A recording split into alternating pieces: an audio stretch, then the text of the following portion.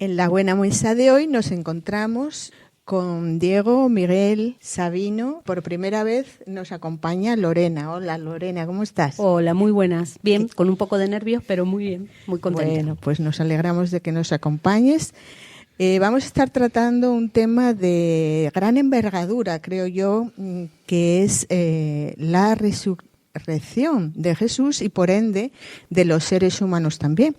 Los cristianos y sobre todo aquellos que estuvieron con Jesús y que dicen haberle visto resucitado y que también estuvieron dispuestos a poner sus vidas en peligro, más aún a enfrentar la muerte. Estos testigos oculares han defendido a capa y espada, pues uno, la resurrección de Jesús y también la de todos los seres humanos, la de todos nosotros. Así que nos guste o no, nos enfrentamos a esta disyuntiva. Estamos preparados para afrontar la eternidad. Esperamos que después de esta charla estemos mucho más preparados o definitivamente listos para esta realidad. Así que empezamos con alguna de las evidencias de la resurrección. Los primeros testigos, sorprendentemente, fueron las mujeres. Y es sorprendente que si fuera un relato inventado, como algunos postulan, pues sería una torpeza, puesto que poner el testimonio en las mujeres, pues sería eso, un fallo, porque las mujeres en aquel tiempo tenían menos credibilidad. Su testimonio valía pues menos que la de los hombres. Y si hubiera sido un invento, a nadie se le hubiera ocurrido poner a las mujeres como las primeras testigos. Esa es una. ¿Alguien más puede decir alguna más? Bueno, me gusta lo que comentabas porque sé que la gente que un poco está en contra o que quiere negar la resurrección, lo que usan como excusa es el hecho de que no se puede demostrar científicamente. Porque es cierto que para demostrar algo a nivel científico hay que hacer una prueba, hay que hacerlo por repetición y realmente científicamente no se puede volver a producir el hecho, que en realidad lo que estamos hablando de la resurrección ha sido un evento, algo que sucedió. Algo histórico, ¿no? Claro, la historia no se puede repetir. Claro. Exacto, y además único porque no se ha vuelto a dar. Y lo que me gusta de lo que comentabas, de que fueron las mujeres las que primero lo han estado promocionando, es realmente ese hecho de que aunque la resurrección sea un evento que no se puede demostrar científicamente, sí se puede demostrar históricamente y sobre todo teniendo en cuenta lo que venías comentando, que es esto que sucedió hace 2025 años y hasta el día de hoy sigue en vigencia. ¿Quién estaría hoy creyendo algo? ¿Cuántas historias ha habido? ¿Cuántas cosas se han contado y han quedado en el olvido? ¿Qué perdura durante 2025 años si no es algo real, si no es algo que fue factible, que fue hecho? Ajá, muy bien. Sí, hay muchos datos acerca de testigos que vieron a Cristo resucitado. Y a medida que hablábamos estaba pensando en los juicios. Y la balanza de culpable y de inocente muchas veces es con los testimonios de las personas que están ante ese acto. Tienen que decidir en el juicio. Y claro, los testigos son una prueba valiosa en cualquier juicio. Probablemente los testigos hasta cierto punto es de más valor, ¿no? Pero en la Biblia habla de muchos testigos acerca de que vieron la resurrección de Cristo. Las mujeres, María Magdalena, los 2 discípulos de Camino a Emaús. Sobre todo me gusta lo que dice 1 Corintios capítulo 15, más de 500 hermanos vieron al Señor Jesucristo resucitado. Siempre nos quedamos con las mujeres, con Pedro, con Jacobo, medio hermano de Cristo, con el apóstol Pablo, pero más de 500 personas en un momento vieron a Cristo resucitado. Se cuentan 11 ocasiones en las que Jesús resucitado en diferentes ocasiones, en diferentes personas, y en esa de donde dice que más de 500. Claro, y yo creo que una de las razones, bueno, aparte de mostrar que Cristo tiene el poder sobre la muerte, que tiene poder sobre todo, que es Dios resucitado, etcétera, etcétera, yo creo que era necesario y evidente que Él necesitaba como cerrar el círculo de toda su enseñanza y todo su mensaje con la evidencia de la resurrección. Si no se hubiese presentado, yo creo que sus palabras no tenían el poder que tienen hoy. Pueden tener el mismo poder que cualquier maestro, pero la resurrección fue un golpe determinante acerca de lo que él enseñó, lo que vivió y acerca de la resurrección.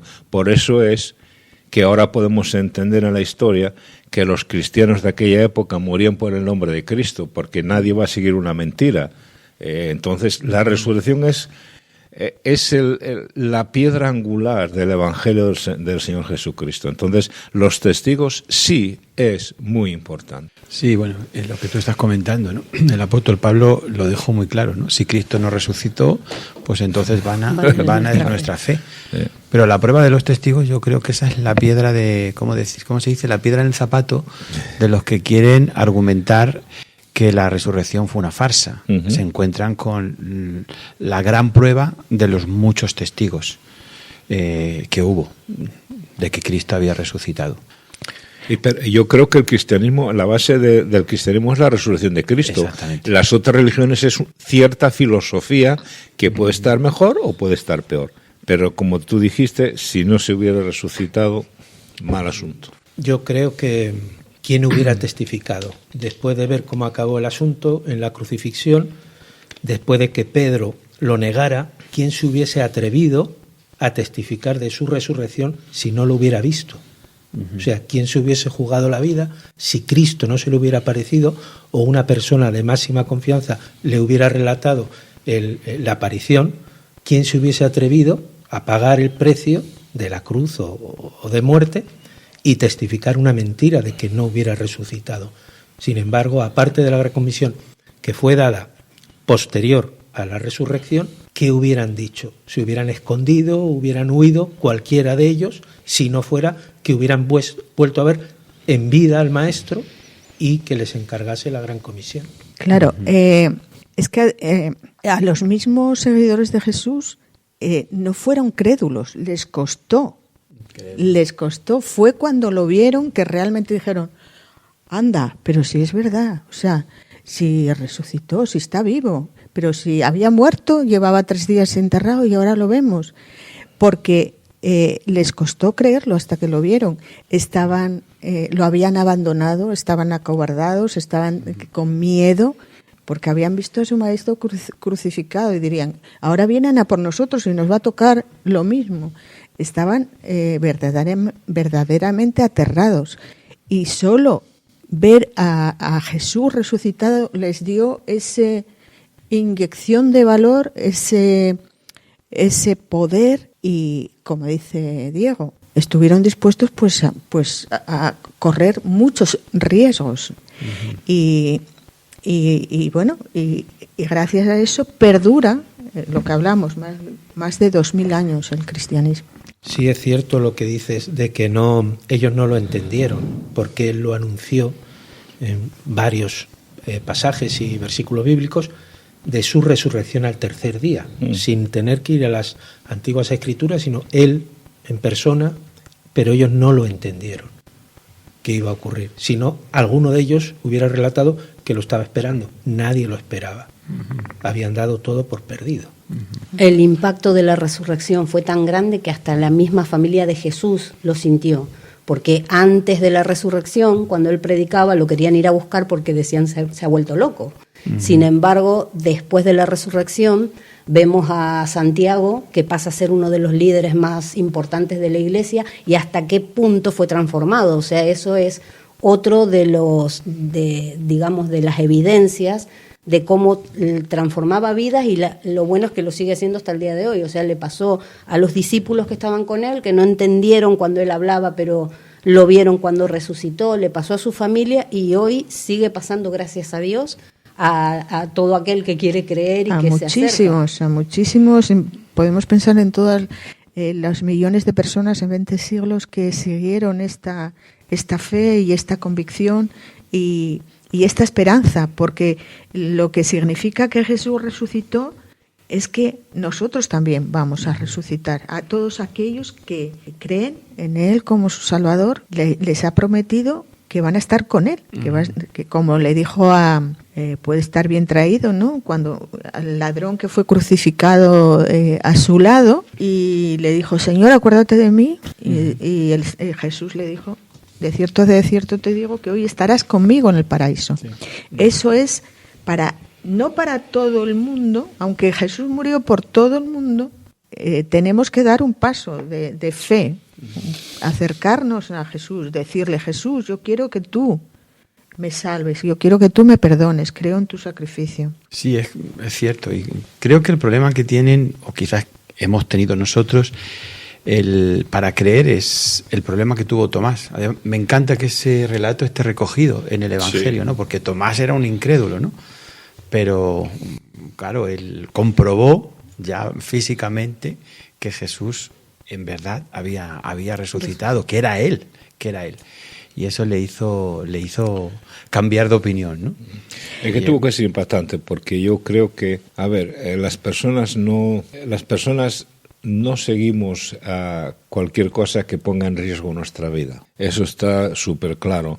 Ellos tuvieron que ser tan impactados de tal manera con la resurrección de Cristo que su vida cambió totalmente. El apóstol Pablo, un hombre de letras, no era un hombre cualquiera, un hombre de una posición social también muy importante, era un hombre instruido. Claro, cuando Cristo se le presenta y le dice, Pablo, ¿a dónde vas? ¿Por qué das coces contra el aguijón? ¿Quién eres, Señor? Su vida cambió totalmente. Él tuvo que hacer un lavado de mente impresionante. Porque perseguía a los cristianos. Porque perseguía a los creyentes. Y tuvo que hacerse un lavado de mente de todo lo que llevaba años construyendo, sus convicciones personales, su vida, su propósito, su motivación, lo que le daba algo para vivir, que era perseguir a los creyentes, porque era fariseo, hijo de fariseos, era tal. Entonces eso fue tan impactante para él, ver a Cristo resucitado, que cambió su vida. Pero como todos los demás, que estuvieron dispuestos a morir, y podemos leer los primeros siglos de los cristianos con Roma, con todos con Nerón y todos los demás que persiguieron y dieron su vida por Cristo. Eso es que algo grande, algo pasó en la vida de esas personas.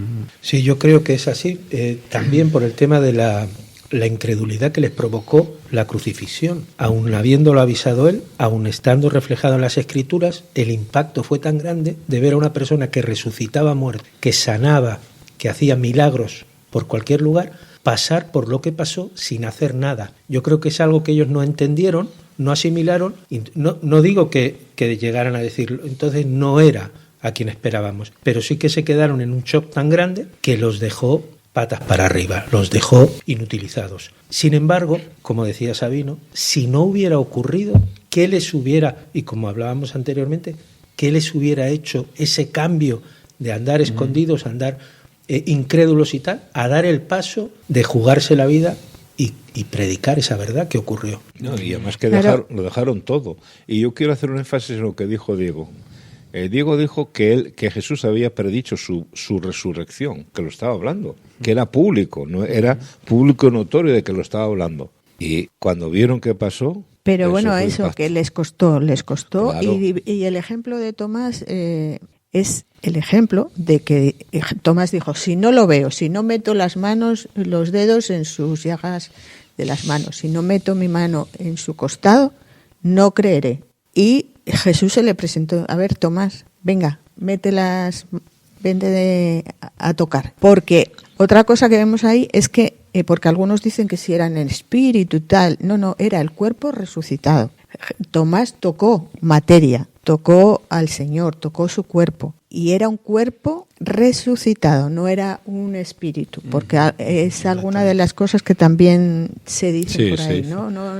No, era un espíritu, vieron visiones. No, era un cuerpo físico resucitado, con otras características, porque parece que se podía aparecer, desaparecer, tenía otras características, pero era el cuerpo del Señor. Y pensando en las mujeres también, y en lo poco que valía el testimonio de una mujer en aquel tiempo, porque las dos primeras personas que fueron mujeres, ¿no? Pero el testimonio de las mujeres fue avalado por el testimonio luego de los discípulos de los hombres. Eso es algo también que a mí me hace pensar, ¿no? A ver, las mujeres dijeron lo que vieron. Las podían haber dicho, mirar, vosotras nos estáis contando mentiras, pero fue el testimonio de María, fue reforzado por el testimonio de todos los demás, ¿no? Sí, esa es otra prueba. Y es interesante que el Señor Jesús no dejó a nadie atrás, a nadie. Sí. Y es más, él vino a poner a la mujer al nivel del hombre, ¿no? Porque los mismos apóstoles, cuando estaba con la mujer samaritana, se extrañaba de que hablase con una mujer. Pues imagínate después, 3 años después o 2 años después, que las primeras en ver a Jesús resucitado son mujeres, y son las primeras en dar Cristo que les da, digamos, la orden: ir delante mía a Pedro y decirle que le espero en Galilea. O sea, y el testimonio de las mujeres es impresionante. Entonces, yo creo que fue una manera de unir al hombre y la mujer, de que para el Señor todos son iguales, cada uno tiene su propósito, cada uno tiene su situación. No las escogió primero ellas porque sí, sino que tenía su propósito, lo mismo que los hombres. Y claro, es edificante ver eso, ¿no? Que las mujeres fueron para allá. De hecho, las mujeres eran las que estaban al pie de la cruz. Y quienes quedaron al pie de la cruz fueron mujeres también. También. Y estaban cuando los sepultaron también. Y estaban cuando los sepultaron. Porque hay otra, digamos, otra controversia, otro que dicen, no, es que los discípulos robaron el cuerpo. Bueno, a ver, nadie pudo enseñar el cuerpo inerte del Señor, que hubiera sido una prueba para decir, mira, porque esto era lo que querían sus adversarios, sus oponentes no querían reconocer la resurrección, digamos, los fariseos, todo el mundo, no. Y hubiera sido muy fácil, si no hubiera resucitado, enseñar el cuerpo del Señor. Pero la tumba estaba vacía. Y quedaron los lienzos, ¿vale? Entonces, hay varias cosas que se oponen a la teoría de que los discípulos robaron el cuerpo. Primero, había una piedra que pesaba más de 1 tonelada. Había una guardia romana que se jugaba el cuello si pasaba algo. Quedaron los lienzos. Bueno, había un sello romano que también, a ver, si los discípulos estaban aterrorizados, que iban a ir allí a romper el sello y a enfrentarse a los romanos y robar el cuerpo y no sé qué, y es un poco... Y si les costaba creer y huyeron de la cruz y se escondieron, claro, y les costaba creer cosas que el Señor decía, ¿cómo ellos iban a creer? No sé, es que es todo un plan para poder... Y otra cosa que me llamó la atención, que era, a ver, quedaron los lienzos. ¿Quién va a robar un cuerpo y se pone a quitarle los lienzos y con la guardia afuera, ¿no? O sea, es como todo un poco... Y es esto, ¿no? Es que es más increíble, más un cuento, pensar en todo lo... ¿Y por qué nos llama la atención? Creer, pero si era Dios, vamos a ver, es un Dios de poder. Vence la muerte, creó el universo y sanó enfermos, sanó paralíticos, resucitó muertos. O sea, para mí tiene todo el sentido en la trayectoria de lo que es la fe cristiana. La resurrección del Señor es un evento súper importante, pero tiene su lógica.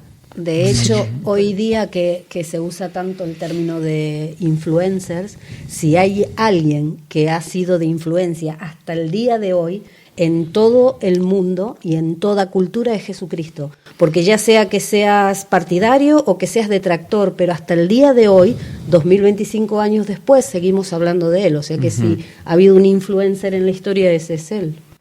Y además, sus palabras, haciendo, no sé si una comparación, cuando escuchamos hoy a personas de cosas que hablan, siempre se nos queda ahí, están influenciando a las personas, ya sea en cualquier parte del mundo. Los que escuchamos sabemos lo que esa persona dice y por qué lo dice. Pues tú imagínate a Jesucristo por 3 años predicando alrededor de Jerusalén, los milagros que hizo, las enseñanzas que hizo, todo lo que hizo y encima anunciando su muerte. ¿Qué es? ¿Que los líderes religiosos no sabían todo esto?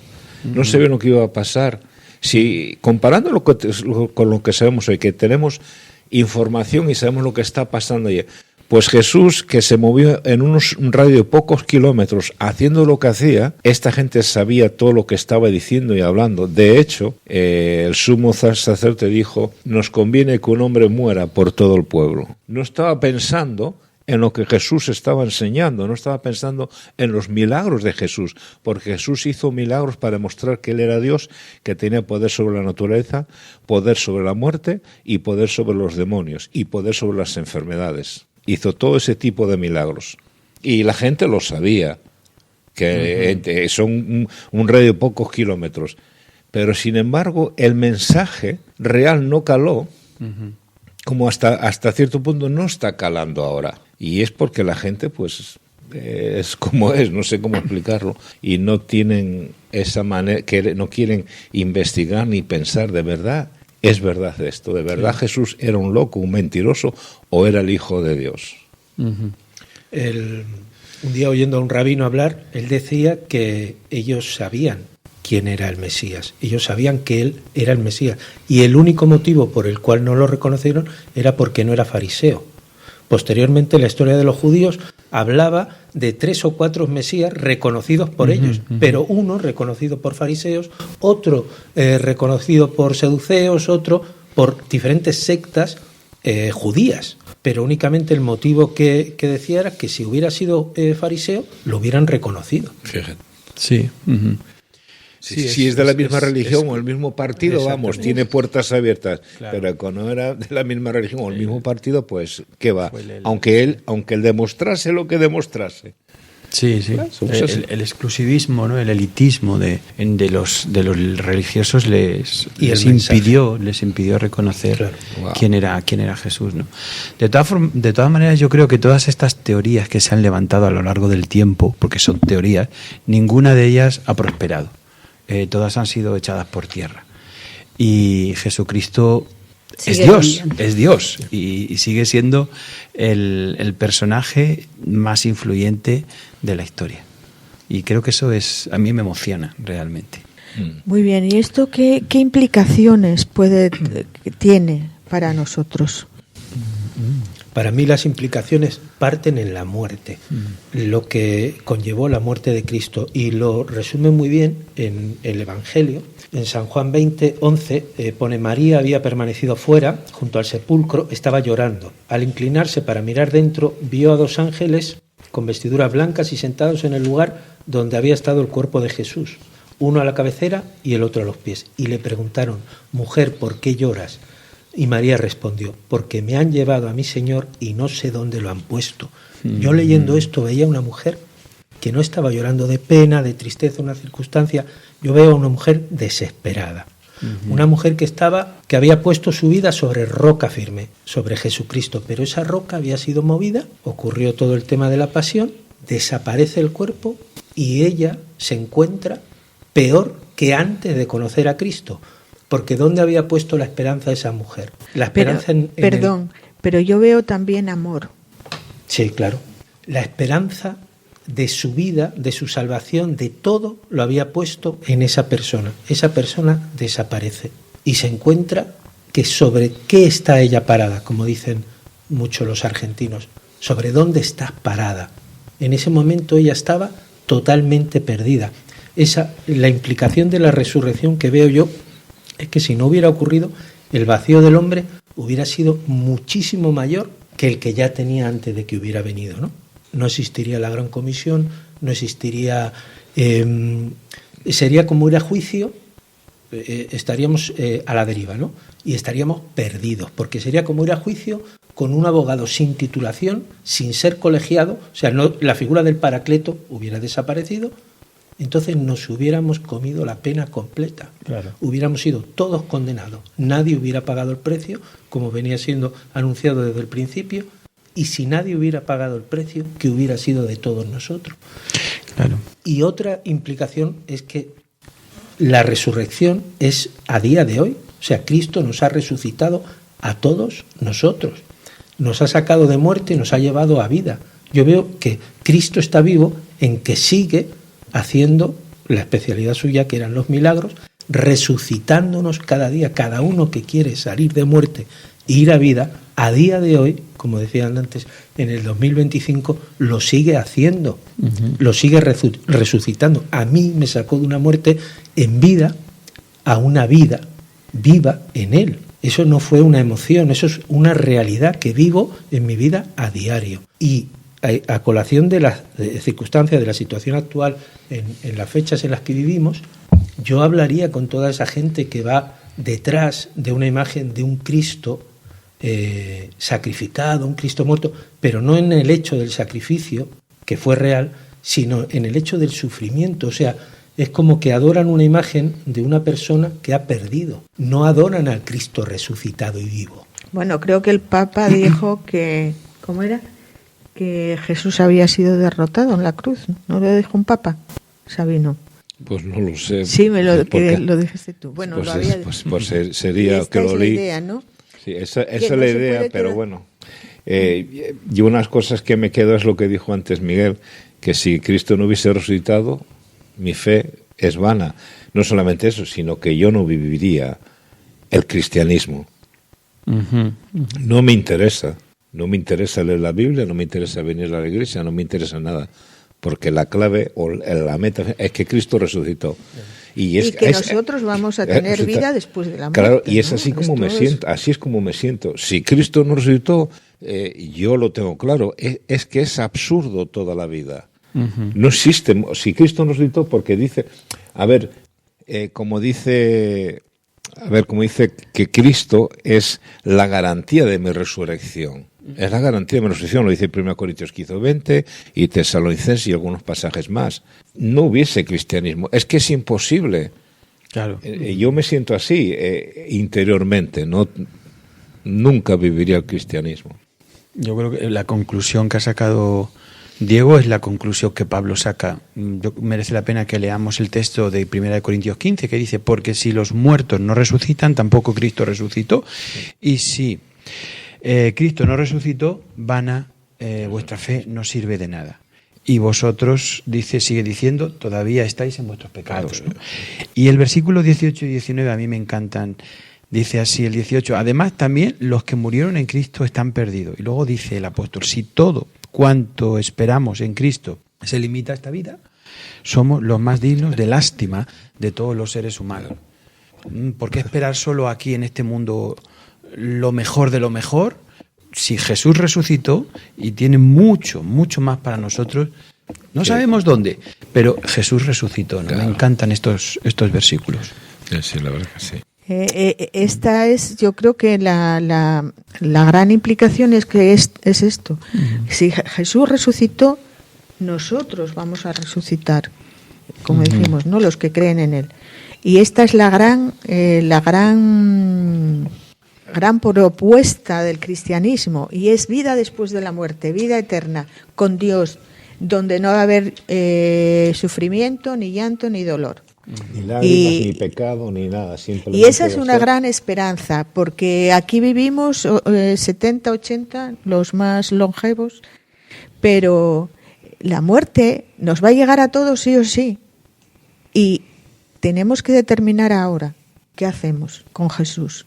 ¿Creemos en Él como nuestro Salvador? ¿Que Él murió por nuestros pecados? Esa es la clave, Poner nuestra fe, depositar nuestra confianza en su sacrificio para la salvación y para poder tener vida eterna. Y en el momento, que esto es otro tema, pero bueno, todos vamos a resucitar, todos nos vamos a tener que parar delante de Dios. Y la pregunta es, ¿qué hiciste con Jesús? No es si es bueno, si eres de esta religión, si hiciste esto, si diste mucho, si diste poco. No. La pregunta va a ser, porque para eso vino. Porque si fuera por otras cosas, dice la Biblia, por demás murió Cristo, ¿vale? El punto es Jesús en la cruz y resucitado para el perdón de nuestros pecados, ¿vale? Y vamos a acabar con este versículo que me llamó hoy la atención, estaba Pedro en su primer mensaje, después de ver a Jesús resucitado, en Hechos 2:24, hablando de Jesús, dice, al cual Dios levantó sueltos los dolores de la muerte por cuanto era imposible que fuese retenido por ella. Otra traducción es que Dios resucitó a Jesús poniendo fin a la agonía de la muerte, puesto que no era posible quedar bajo el dominio de ella. La muerte no tenía dominio sobre Jesús y lo demostró y lo sigue teniendo. Bueno, pues nada, ya gracias a todos. Esperemos que nuestros oyentes también hayan pasado un buen tiempo pensando en esto y que lo sigan pensando un poquito más. Volvemos después de esta pausa musical.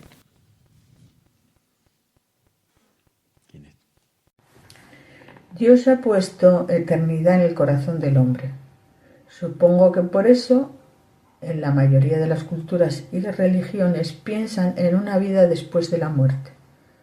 En la mayoría de los seres humanos hay una necesidad de trascendencia. Así pues, vamos a relatar este hecho. Después de la muerte de Jesús, un hombre rico, que se llamaba José de Arimatea, discípulo también de Jesús, pidió el cuerpo de Jesús a Pilato para sepultarlo en un sepulcro nuevo que él tenía. Y así se hizo. Al día siguiente, los fariseos vinieron a Pilato y le dijeron: Señor, nos acordamos que aquel día aquel engañador dijo, viviendo aún, después de 3 días resucitaré. Manda pues que se asegure el sepulcro hasta el 3er día, no sea que vengan sus discípulos de noche y lo hurten y digan al pueblo: resucitó de entre los muertos. Será el postrer error peor que el primero. Pilato les dijo: ahí tenéis una guardia, id y asegurarlo como sabéis. Entonces ellos fueron y aseguraron el sepulcro, sellando la piedra y poniendo la guardia. Pero después sucedió lo siguiente, que el primer día de la semana María Magdalena fue de mañana, siendo aún oscuro, al sepulcro, y viendo quitada la piedra del sepulcro, entonces corrió y fue a Simón Pedro y al otro discípulo, aquel al que amaba Jesús, y les dijo: se han llevado del sepulcro al Señor y no sabemos dónde lo han puesto. Salieron Pedro y el otro discípulo y fueron corriendo al sepulcro. Corrían los dos juntos, pero el otro discípulo corrió más aprisa que Pedro y llegó primero. Bajándose a mirar, vio los lienzos puestos allí, pero no entró. Luego llegó Simón Pedro tras él y entró en el sepulcro y vio los lienzos puestos allí, y el sudario que había estado sobre la cabeza de Jesús, no puesto con los lienzos, sino enrollado en un lugar aparte. Entonces también entró el otro discípulo, el que había venido primero, y vio y creyó, porque aún no habían entendido la Escritura y que era necesario que el Señor resucitase de los muertos. Y más tarde, en una de las 11 apariciones que se relata, una de las 11 apariciones de Jesús, ocurrió lo siguiente, que se encuentra en Juan, en 20. Pero Tomás, uno de los 12, llamado Dídimo, no estaba con ellos cuando Jesús vino. Le dijeron pues los otros discípulos: al Señor hemos visto. Él les dijo: si no viere en sus manos la señal de los clavos, y metiere mi dedo en el lugar de los clavos, y metiere mi mano en su costado, no creeré. 8 días después estaban otra vez sus discípulos dentro, y con ellos Tomás. Llegó Jesús estando las puertas cerradas, y se puso en medio y les dijo: paz a vosotros. Luego dijo a Tomás: pon aquí tu dedo y mira mis manos, y acerca tu mano y métela en mi costado, y no seas incrédulo, sino creyente. Entonces Tomás respondió y le dijo: Señor mío y Dios mío. Jesús le dijo: porque has visto, Tomás, creíste. Bienaventurados los que no vieron y creyeron. Y ahora paso a compartir contigo un relato que se encuentra en el libro de Exigencias que exige un veredicto. En el día de la crucifixión, ellos estaban llenos de tristeza, en el primer día de la semana de alegría. En la crucifixión estaban desesperados. El primer día de la semana sus corazones refulgían de seguridad y esperanza. Cuando el mensaje de la resurrección recién llegó a ellos, estaban incrédulos y duros para convencerse. Pero una vez que estuvieron seguros, jamás volvieron atrás. ¿A quién podría atribuirse este sorprendente cambio en estos hombres en tan poco tiempo? La mera remoción del cadáver de la tumba no podría haber transformado sus espíritus y sus caracteres. 3 días no son suficientes para que surja una leyenda que los afecte de este modo. Se necesita tiempo para un proceso de crecimiento legendario. Es un hecho psicológico que exige una completa explicación. Piensa en el carácter de los testigos, hombres y mujeres que dieron al mundo la más alta enseñanza ética que se haya conocido y que aún sus enemigos podían testificar que vivían de acuerdo con ella. Piensen en el absurdo psicológico de descubrir una pequeña banda de cobardes derrotados, ocultos en un aposento alto, cierto día y pocos días más tarde, transformados en una compañía que ninguna clase de persecución podía silenciar. Y luego, podemos intentar atribuir este cambio dramático a nada más convincente que una miserable invención que ellos estaban tratando de introducir en el mundo. Esto sencillamente no tendría sentido. Cierro comillas. Así pues, tenemos el hecho histórico, la tumba vacía, los testigos oculares y los resultados. Uno de los resultados es que el cristianismo permanece después de 20 siglos contra viento y marea. Creo que hemos dado suficientes razones para aclarar el tema de la fiabilidad de la resurrección de Jesús. Él lo había predicho y lo cumplió. Predijo que sería entregado y muerto, pero que al tercer día resucitaría. Ningún otro líder religioso de cualquier otra índole se atrevió a decir tal cosa, ni por supuesto a resucitar como lo hizo Jesús. Espero que sea suficiente para ti que todavía no has venido a Cristo para el perdón de tus pecados y para determinar tu vida después de la muerte. Jesús resucitó y te invita a que vengas a Él. Con fe, reconócelo como tu Dios y Salvador. Todo lo hizo por ti, por amor a ti, pero no obliga a nadie. Tú tienes que dar el paso y te animo a que lo hagas ya.